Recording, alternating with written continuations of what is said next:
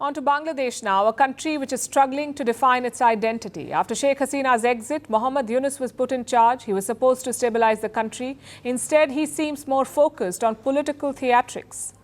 Since taking charge, Yunus has deepened divisions, particularly with India. He has ignored New Delhi's concerns over attacks on Hindus, and now there's a fresh provocation. Yunus has recalled 2 Bangladeshi diplomats from India. He's also trying to erase the legacy of Sheikh Mujibur Rahman. The founding father of Bangladesh is being sidelined. His portrait on currency notes is set to be replaced by graffiti. Here's a report.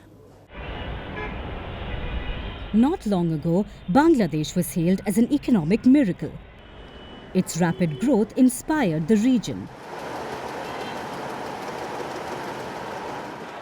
But today, the story is starkly different.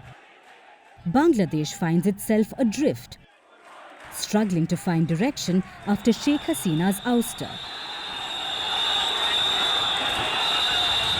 Months after her removal, efforts are underway to erase the legacy of her father. That's Sheikh Mujibur Rahman, the founding father of Bangladesh. He's now being sidelined. His photograph is said to be removed from the nation's currency notes.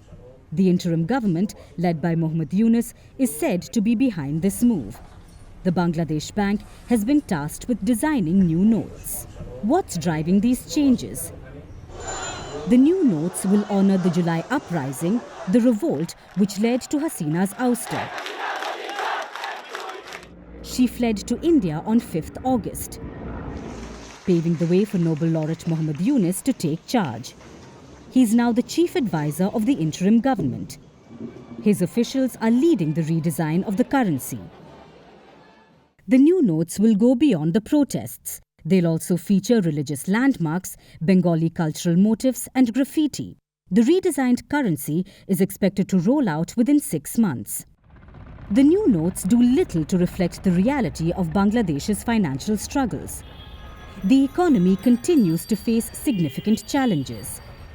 Inflation remains persistently high. The foreign exchange reserves are under pressure. Last month, they dropped below $20 billion. Dhaka's reserves now stand at around $18 billion. This is above the IMF's recommended threshold, but it covers only about 3.5 months of import expenses. Then there's the political instability. Tensions within the country remain high.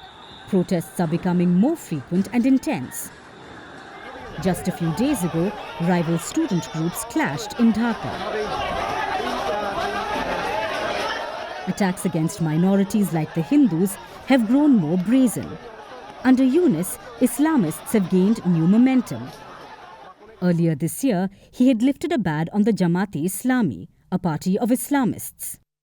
Bangladesh would need help from its allies to get back on its feet. But Yunus is busy alienating them as well. Dhaka's relationship with New Delhi has increasingly come under strain. To make matters worse, Yunus has now decided to recall 2 senior diplomats in India. They were posted in Kolkata and Agartala. Bangladesh has consulates there. Recently, both missions faced protests.